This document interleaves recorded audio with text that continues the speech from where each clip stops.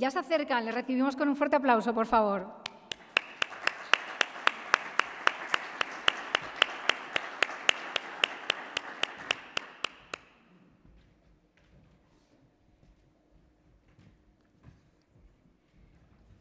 Vamos a conocer, como ya avanzaba, las experiencias de Santiago de Compostela, de Getafe y de Bilbao.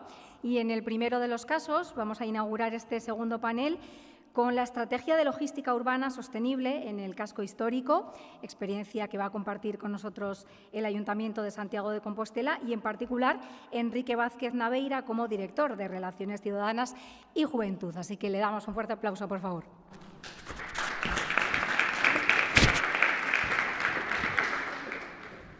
Bueno, aunque es un poco tarde ya, egunon, boas tardes, buenos días, o buenas tardes, buen día y buenos días a todos y a todas.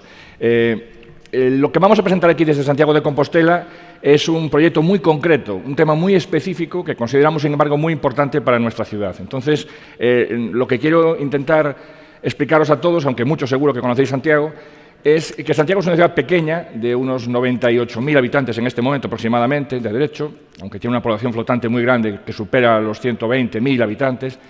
Es una ciudad, como digo, muy pequeña, pero que vive fundamentalmente el casco histórico. Nuestro casco histórico es una joya mundial, una joya arquitectónica y una joya que ha sido declarada hace ya muchos años Patrimonio de la Humanidad por la UNESCO.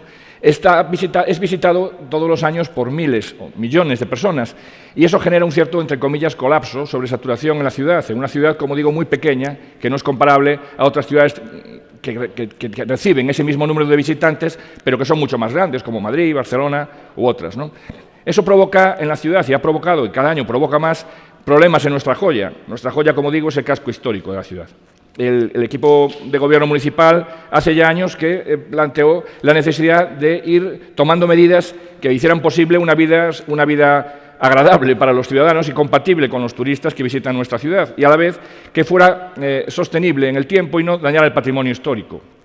Nuestra fachada más importante, aunque mucha gente piensa que es la fachada de la catedral o la fachada del Hostal de los Reyes Católicos o el Palacio de Rajoy, nuestra fachada más importante es nuestro enlosado. Nosotros tenemos todo el casco histórico enlosado de piedra, y es una piedra, aunque me van a perdonar los amigos y amigas de Bilbao, yo si fuera de Bilbao diría que la piedra de Bilbao es la mejor piedra del mundo, pero para un gallego y para un compostelano tengo que decir que la piedra del granito gallego es un granito conocido y reconocido en muchos sitios, y que alguna gente pensaba en su momento que era inmortal, indestructible, que duraría eternamente, ¿no? Y no es cierto, ¿no? El enlosado, por muy buena piedra que tengamos, se va gastando, se va deteriorando, y en un casco histórico que en un primer momento fue pensado para los residentes de la ciudad, pero que en este momento está siendo ocupado por, aparte de esos 80 o 90.000 habitantes que viven en la ciudad, por millones de turistas, por 30 y tantos mil universitarios, por un casco histórico que ha sido, afortunadamente, gracias a un plan general que también ha sido premiado en muchos lugares del mundo, ¿no? En Europa, en Estados Unidos, incluso en Asia, que protege enormemente nuestro casco y nuestro enlosado. Sin embargo, ha hecho posible que ese casco histórico perviva y sobreviva, pero a costa de un uso enorme por parte de administraciones públicas. La llegada de la capitalidad a Santiago de Compostela generó que un montón de instituciones en el casco histórico situaran sus equipamientos más importantes, que reciben más visitas también. Si a eso sumamos la hostelería, que es otro elemento característico de la ciudad y del casco histórico, bueno, hace que sea imposible transitar por el casco. Los coches, aunque es una zona peatonalizada, tienen unos accesos y unos derechos de acceso y de paso para servir a todos los comercios, la hostelería, el empresariado, que también tiene allí sus instalaciones. Bueno, por lo tanto, eso deteriora nuestra ciudad de manera importante y requiere pues, a un volumen ingente de recursos económicos y personales para estar permanentemente manteniendo el casco en un perfecto estado, ¿no?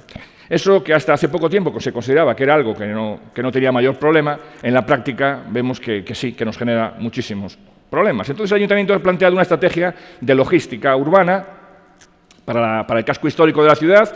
Ha adquirido una parcela ubicada justo en un nido de carreteras muy cercano al casco histórico, y lo que se pretende es establecer allí una nave, para que nos entendamos todos, ¿no? Una nave logística industrial, una nave comercial, en esa nave industrial se combinaría a la vez una recepción de todo lo que es materiales, hostelería, paquetería, correos, todo tipo de cosas que son necesarias enviar al casco histórico, para luego, con la tecnología, con la inteligencia artificial, ese material pueda, a través de cámaras de vídeo en todo el casco histórico, a través de programas informáticos, a través del Smart Santiago que tenemos en funcionamiento, pues pueda conseguir que la menor cantidad posible de vehículos entren en ese casco histórico y que los vehículos, los que entren en una mayor cantidad de tiempo, a lo largo del día, pues a lo mejor en 15, 20 horas al día, sean vehículos eléctricos especializados en este tipo de muy pequeños, por supuesto, evidentemente, no contaminantes, y que tampoco dañarían, por su peso y por su estructura, el suelo, el enosado de nuestra ciudad, ¿no?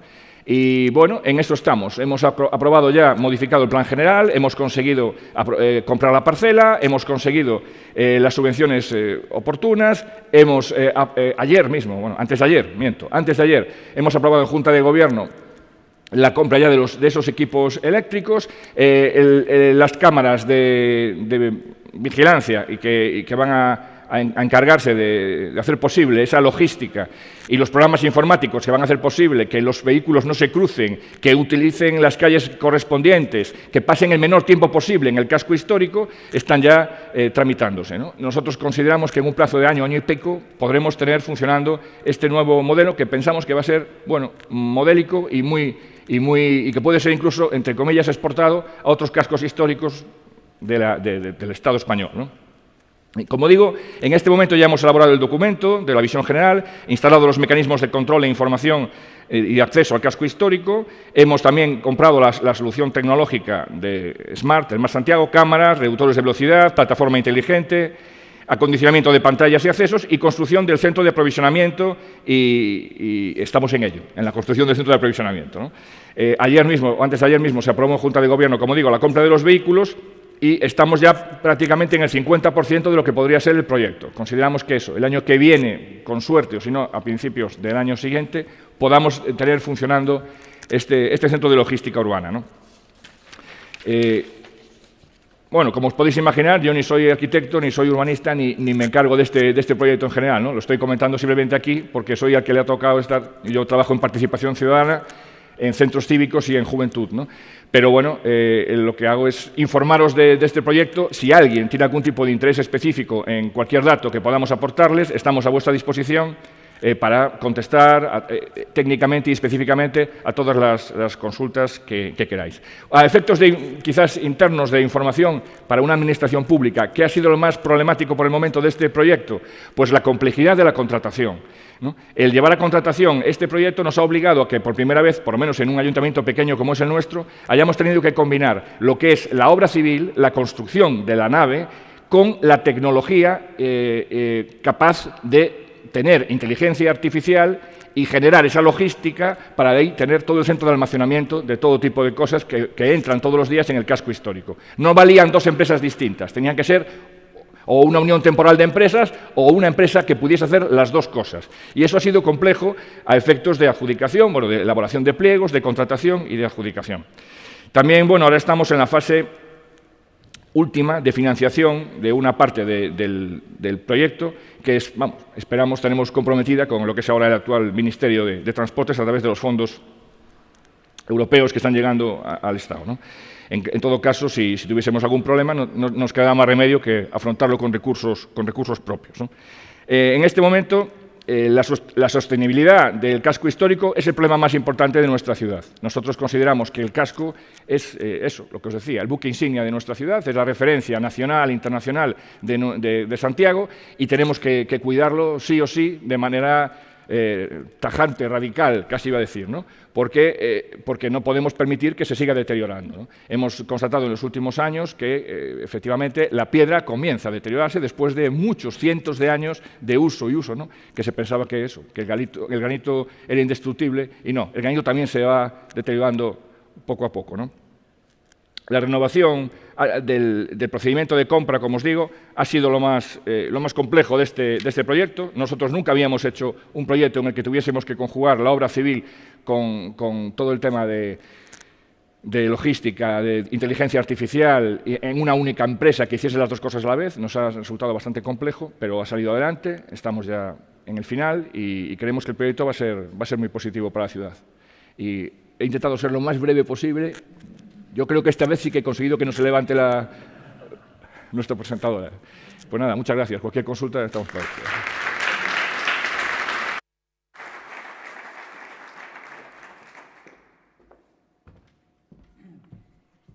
Muchísimas gracias, señor Vázquez Naveira, por su exposición. Vamos a conocer otra de estas experiencias, en concreto la del Ayuntamiento de Getafe, el programa Cheques Comercio Sociales en el contexto post-COVID, y va a ser una doble presentación. Hoy vamos a contar con el testimonio de Ramón Palomino García como coordinador general de la Concejalía de Bienestar Social y Cooperación y con Alfonso Santos Velarde como técnico del área de Desarrollo Económico. Así que les escuchamos a ambos y les damos un aplauso a ambos, por favor. Gracias. ¿Necesitas? Vale. Bueno, buenos días, Egunon. Muchas gracias, como han dicho los anteriores, a la organización por esta jornada y al Ayuntamiento de Getafe por invitarme. Yo soy técnico del área de desarrollo... La mascarilla igual para extremo. Lo siento. Soy técnico del área de desarrollo económico, comercio e infraestructura de Getafe Iniciativas, que es la agencia de desarrollo local del Ayuntamiento de Getafe. Lo que os vamos a presentar es un proyecto muy concreto, muy práctico, fruto precisamente de las consecuencias del COVID y cómo ante una situación determinada, hasta donde llega mi conocimiento por primera vez, existe una colaboración entre dos áreas bastante dispares, como es el área de bienestar social y el área de desarrollo económico, para la puesta en marcha de este proyecto. Tras el confinamiento y a través de la colaboración con organizaciones privadas, en concreto con los comités de empresa de Airbus, se hace una aportación económica para resolver determinadas situaciones de familias desfavorecidas tras el COVID. Estos comités de empresas hacen una aportación de 100.000 euros, que es acompañada por otros 100.000 euros del Ayuntamiento de Getafe para resolver esas situaciones que han surgido tras la pandemia. A partir de ese momento lo que se plantea es cómo se pone en funcionamiento, cómo hacemos llegar este dinero a las familias y cómo se lo pueden gastar.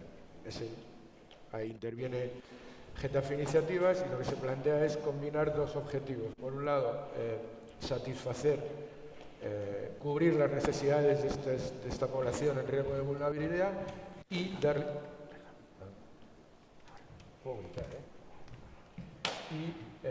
darle un impulso al comercio de proximidad, que también ha sufrido un impacto fuerte e importante durante la pandemia.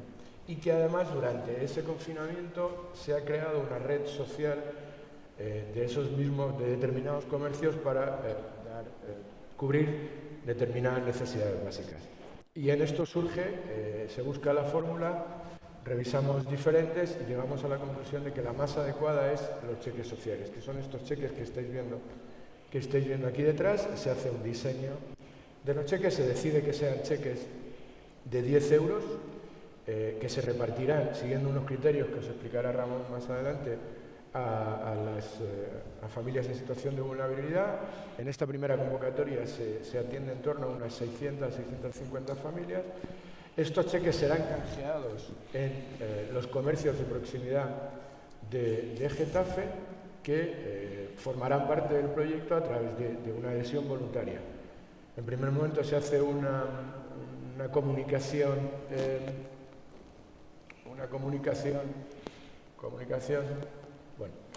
se hace una comunicación a través de las asociaciones comerciales a los comercios y en un primer momento no hay una gran afluencia, con lo cual hay que recurrir a los métodos tradicionales, es decir, salir a la calle a invitarles a participar. ¿Qué hacemos en ese primer momento? Pues es ir a las galerías comerciales. Getafe todavía mantiene algunas galerías comerciales en funcionamiento y con vigor. Los comercios se les entrega una etiqueta que veis ahí, que es el cheque, y se les explica cuál es el funcionamiento. El funcionamiento es que los beneficiarios de estos cheques pueden canjear por productos de primera necesidad, que aparece una carnicería, pero en este primer momento se incorpora, consideramos primera necesidad prácticamente todo, desde alimentación, textil, droguería, informática, telefonía, masajes, fisioterapia. En un primer momento se considera todo, porque todos se han visto afectados, e incluso algún psicólogo, un gabinete de psicología también quiso entrar. Las únicas condiciones que se establecen son: jamás se devuelve dinero en metálico. Los cheques son nominales, van identificados con el nombre de la persona y su DNI o sea, NIF o NIE. El comerciante puede pedirlo a su criterio. En principio les planteamos que era difícilmente falsificable porque estos cheques llevan una banda holográfica y a priori no son falsificables, y en cualquiera de los casos, si se falsificaran, el comerciante recibiría su dinero. Que eso no lo he explicado. El ayuntamiento hace un ingreso en la cuenta de GISA para disponer de estos 200.000 euros. En un primer momento, el reparo del sector comercial es: ¿cuánto tiempo voy a tardar en cobrar? ¿Quién me va a pagar? ¿El ayuntamiento? Si me paga el ayuntamiento, no me apunto. Dijimos: no, pagará GISA. GISA somos una empresa municipal, con lo cual nuestra facilidad, nuestra agilidad es bastante mayor que la del ayuntamiento. El periodo de pago se establece 24 o 48 horas. Y cuando empieza, en un primer momento, conseguimos 10 adhesiones, salimos a la calle, llegamos a unas 40, 50, y se empieza a desarrollar el proyecto, y al boca a boca, los primeros comerciantes, cuando llegan, entregan los cheques y en 24 horas han cobrado, se va corriendo la voz y se empieza a aumentar. Bueno, esto es un procedimiento de emergencia. Visto a lo largo del año 2021 cómo el éxito y el impacto que está teniendo tanto en las personas o las familias en situación de vulnerabilidad, como el éxito que los comercios están teniendo. De hecho, algunos de ellos verbalizaron que este programa les había salvado el año. Desde el ayuntamiento se plantea darle una continuidad y seguir manteniendo esa colaboración entre bienestar social y desarrollo económico. ¿Qué ocurre? Que ahora ya no estamos en situación de emergencia, con lo cual hay que buscar una fórmula jurídica que nos permita continuar ese trabajo. Se hace una aportación, en este caso ya de 500.000 euros, y con el proyecto pensado a más largo plazo, y tardamos un poquito más porque hay que redactar un convenio de colaboración entre servicios sociales y desarrollo económico. Después de varias cuestiones metodológicas, logísticas, jurídicas, etcétera, etcétera, se firma el convenio y lo ponemos en marcha. Se ha puesto en marcha en septiembre. Bien, pues desde que lo hemos puesto en marcha en septiembre, con una campaña de comunicación vía redes sociales, GISA y notas de prensa de ayuntamiento, a día de ayer tenemos 107 comercios de Getafe adheridos a este proyecto. Con lo cual consideramos que ha sido un éxito, y el pago se está realizando en 24-48 horas. Las condiciones son: nunca se devuelve dinero en metálico, jamás, nunca alcohol, nunca tabaco. En esta segunda parte sí que ha habido algunas excepciones para determinados comercios. Ya nos hemos ido solo a comercios de proximidad y se han sacado, bueno, no se han sacado fuera. No se le da a los beneficiarios en este momento en el listado de comercios, se les da un listado de comercios para que puedan, por barrios, para que puedan, facilitándoles el acceso. Establecimientos de masaje, fisioterapia y algún otro no van incorporados porque se ha considerado desde servicios sociales que esos servicios ya en estos momentos están cubiertos. Y ahora mismo, la última de ayer, pues nos pidieron que incorporáramos, que lo tendré que hacer en cuanto llegue, una tienda de deportes para satisfacer, para cubrir las necesidades de ropa deportiva, material deportivo de chicos y chicas en edad escolar y que forman parte de estas familias desfavorecidas. Y le echo tan deprisa y voy a respirar y le dejo la palabra.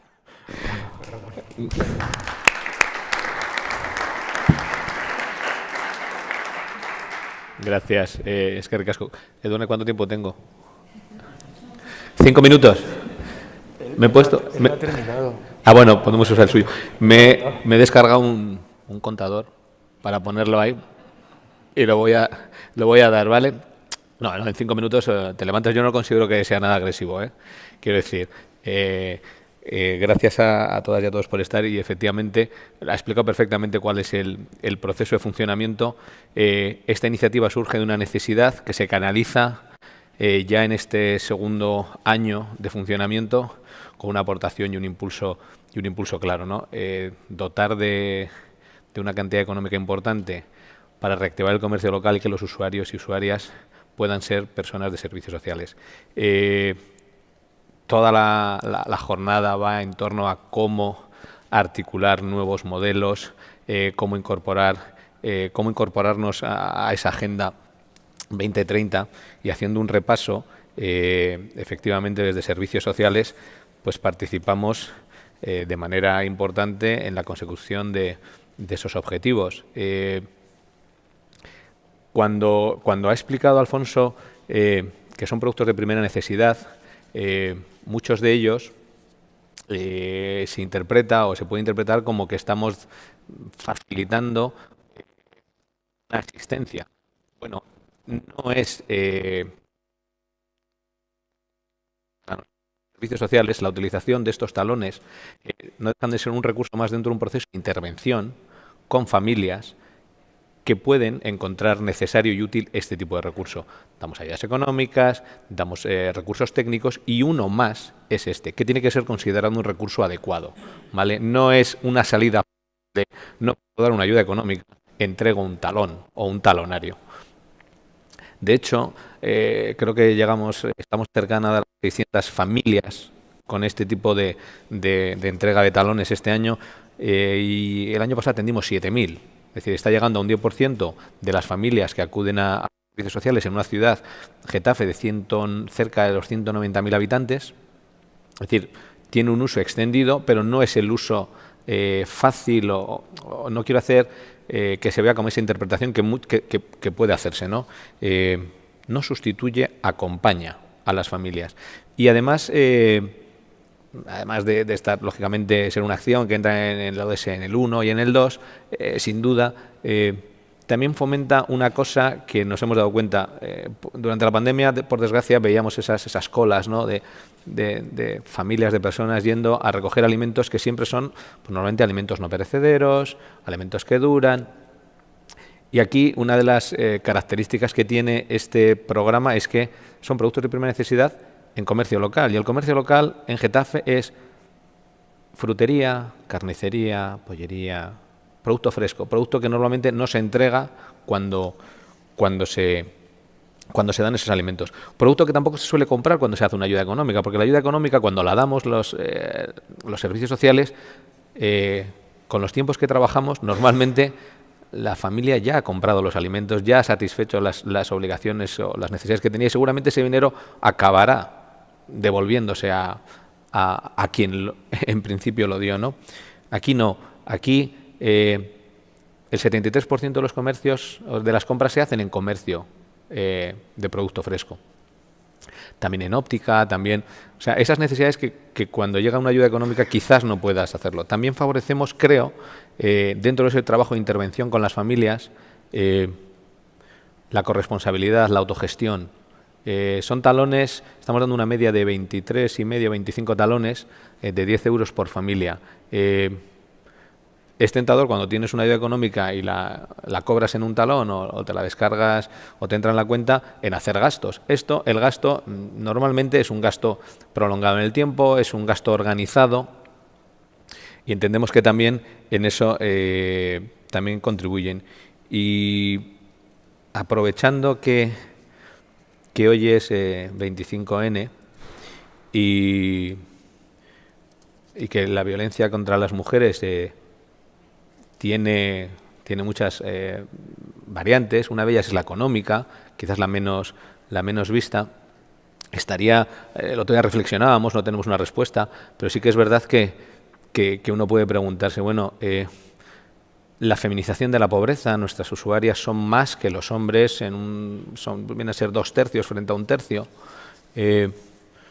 Muchas veces contribuir a que quien recibe esta herramienta controle su gasto y no pueda ser canjeado, como decía, no devolvemos metálico, no hay un flujo de dinero, quizás estemos, es una reflexión, quizás estemos contribuyendo a no cronificar o no trasladar siempre esa imagen de feminización de la pobreza que desde luego nosotros lo vemos en nuestros servicios sociales. Son mayoría las mujeres que acuden, con cargas familiares y tenemos que atajar eso.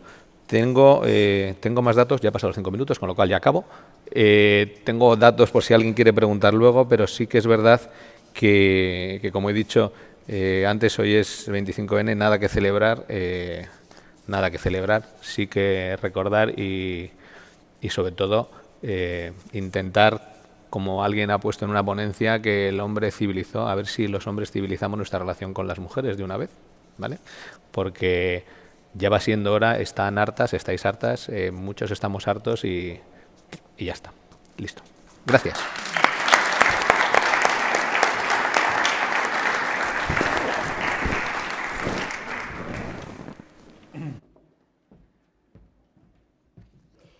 Muchísimas gracias, señores Palomino García y Santos Velarde, por su exposición, también por ese necesario recordatorio sobre el día en el que nos encontramos y uno de esos grandes objetivos de desarrollo que tanto necesitamos. Vamos a seguir conociendo otras experiencias, en este caso una geográficamente cercana, la de Bilbao. El Ayuntamiento de Bilbao presenta hoy sus herramientas estratégicas para la recuperación y lo hace de la mano de Gochone Zaldunbide Solaun como directora de Atención y Participación Ciudadana. Le recibimos también con un fuerte aplauso, por favor.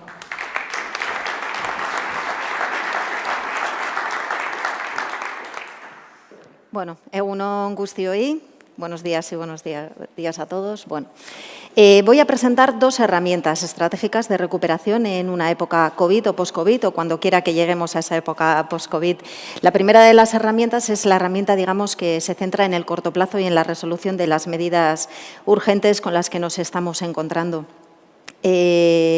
Ese plan se llama Plan Bilbao Aurrera 2020 y Bilbao Aurrera quiere decir Bilbao hacia adelante, siempre hacia adelante, ¿no?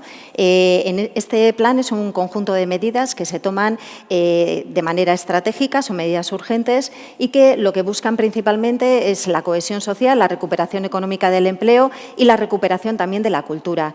En mayo de 2020, cuando ya estamos en plena pandemia y vemos lo que tenemos encima, desde el Ayuntamiento de Bilbao se ponen encima de la mesa 15 millones de euros extraordinarios y 50 medidas urgentes para paliar los efectos que la pandemia estaba provocando en los sectores más desfavorecidos de la ciudad. Las características principales del plan son, por un lado, que está firmado por todos los grupos políticos municipales. En un momento en el que, como hemos comentado, pues, la urgencia y la importancia determinan las prioridades, yo creo que ahí sí todos remamos en el mismo sentido y centramos los esfuerzos en lo que era verdaderamente importante y ahí conseguimos los objetivos, ¿no? Principalmente. Por otro lado, se trabajó conjuntamente con otras administraciones, porque realmente todas las administraciones pusieron medidas específicas en estos momentos y lo que se buscaba era que las medidas fueran complementarias, no solaparnos entre nosotros, sino buscar medidas complementarias con las que, en nuestro caso, podía establecer el Gobierno vasco, podía establecer la Diputación Foral de Vizcaya. Y luego, por otro lado, también estas medidas se consensuaron con los agentes, digamos, representativos de aquellos sectores más desfavorecidos de la población. Estamos hablando, pues, de agentes sociales, de representantes principalmente del comercio pequeño, de la hostelería, del turismo, del mundo de la cultura. Fueron medidas definidas junto con ellos, creando con ellos, ¿no? Que también es algo que se ha venido hablando, para acertar con lo que en ese momento se estaba planteando. Y, por otro lado, lo que es el plan se rige en base a una serie de principios transversales. Uno de ellos es la capacidad de ser modificado, porque en mayo de 2020 sabíamos parte de lo que podía ocurrir en pandemia, pero no lo sabíamos todo. Y la realidad es que en la Administración vimos claramente no solo con este plan, sino con todo lo que ha sido el trabajo dentro de la Administración, la atención ciudadana, etcétera, que teníamos que actuar rápido y viendo los datos que teníamos y qué era lo que había que atender de manera más urgente.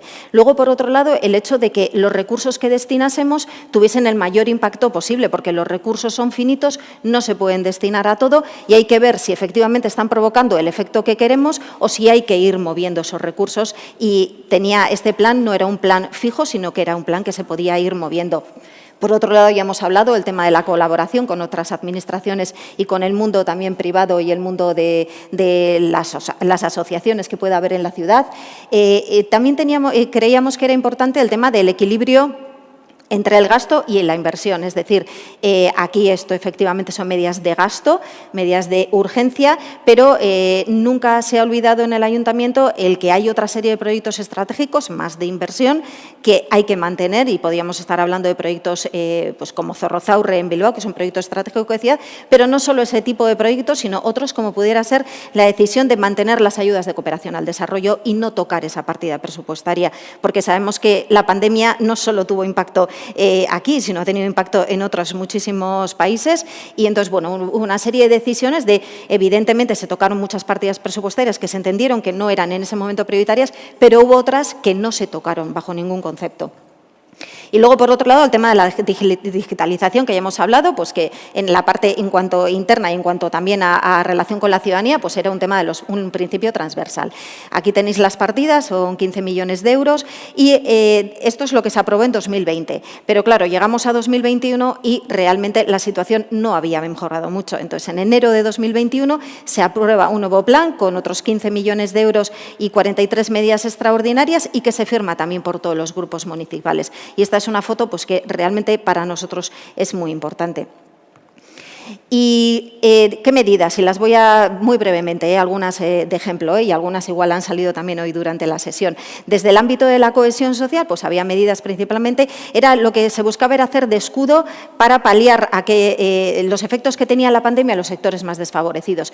¿Cuáles eran esos sectores más desfavorecidos? Pues personas que habían perdido los ingresos, personas mayores en situación de especial vulnerabilidad, personas que estaban en riesgo de exclusión, las personas sin hogar. Ahí se hizo un esfuerzo tremendo de alojar a todo el mundo que estaba en la calle. O sea, hubo momentos en pandemia en lo que no hubo ni una sola persona en la calle. Entonces, ahí hubo un esfuerzo económico y de recursos muy, muy importante. Y luego el tema del ámbito de la familia y los niños, que en pandemia yo creo que no se les ha cuidado quizá todo lo que se les debería haber cuidado. Respecto a lo que son las medidas que se tomaron en el ámbito de recuperación económica y del empleo, pues medidas dirigidas a incentivos fiscales para aquellas empresas en las que el hecho de no poder salir de la ciudad pues tenían un impacto muy importante. Luego medidas tipo bonos para el comercio, bonos para la hostelería, bonos para el turismo, en los que bueno, había una parte de inversión y otra parte de compra. Era para un tema de fomento en el momento que se empezaba a recuperar en parte la actividad, y luego pues programas específicos para ampliación de criterios de espacios de terrazas, etcétera, etcétera. Pongo algunos ejemplos, luego el plan es un plan muy largo que se podría consultar. Y respecto al ámbito cultural, principalmente un compromiso que ha habido siempre en Bilbao con respecto al sector cultural de la ciudad y el mantener, en el momento que esa actividad se pudiera recuperar, mantener ese compromiso con ese ámbito cultural, con la industria creativa que hay en la ciudad y que hay mucho movimiento en ese sentido. Entonces, bueno, también ha habido bonos cultura para fomentar el consumo, etcétera. Y todo ello bajo el paraguas de un modelo de gobernanza, porque, pues sí, es un plan extraordinario, en un momento extraordinario, pero que no hay que olvidar que hay que gestionarlo. Y esa gestión se basa principalmente, y los elementos que componen el modelo de gobernanza se basan principalmente en dos aspectos que contiene el plan. Uno es tiene que poder ser modificado si es necesario, y otro, la importancia del consenso y la colaboración para poder definir las medidas. En ese sentido, ese modelo de gobernanza tiene dos elementos. Uno es el equipo de trabajo, que está liderado por el propio alcalde y está formado por todas las áreas municipales que tienen partidas presupuestarias y actuaciones dentro de estos planes, y ahí pues lo que se hace es analizar con datos, establecer medidas, ver resultados y establecer nuevas medidas, ¿no? Hay en ese sentido, hay ya un seguimiento de lo que fue el plan de 2020 y los resultados que dio y cómo funcionó, y en base a él también se estableció el plan de 2021. Y luego, por otro lado, hay una comisión de seguimiento del plan, que aquí ya está conformada, es una parte más política, está conformada por todos los grupos políticos que firmaron y, por tanto, por todos los grupos políticos municipales, y ahí lo que se lleva es una rendición de cuentas, ver cómo estamos y se pueden hacer planteamientos de modificaciones y de cambios respecto de ese plan. Y esta sería la primera estrategia de recuperación que hace frente a ese corto plazo necesario. Pero, y ya lo hemos comentado en esta jornada en varias ocasiones, no podemos desde un ayuntamiento perder de vista ese largo plazo, ¿no? Porque si no es pan para hoy y hambre para mañana, ¿no? Entonces, ese a largo plazo, ese post-COVID en algún momento o una situación de normalidad, bueno, pues llegará en algún momento y tenemos que pensar en otros temas. Y esos otros temas, en nuestro caso, os traemos un ejemplo que está basado en Smart Cities, y que es la Agenda de Transformación Digital 2030 y que lo que plantea es una hoja de ruta digital para la ciudad para los próximos 10 años. En este sentido, Bilbao Smart Cities, que es en lo que se basa este modelo, para nosotros es un modelo de gobernanza que lo que está buscando es mejorar el bienestar de las personas, impulsar la economía y proteger el medio ambiente, pero esto desde el punto de vista de la tecnología. Hemos visto que en pandemia la tecnología ha adquirido una importancia enorme. Somos conscientes o creemos de verdad que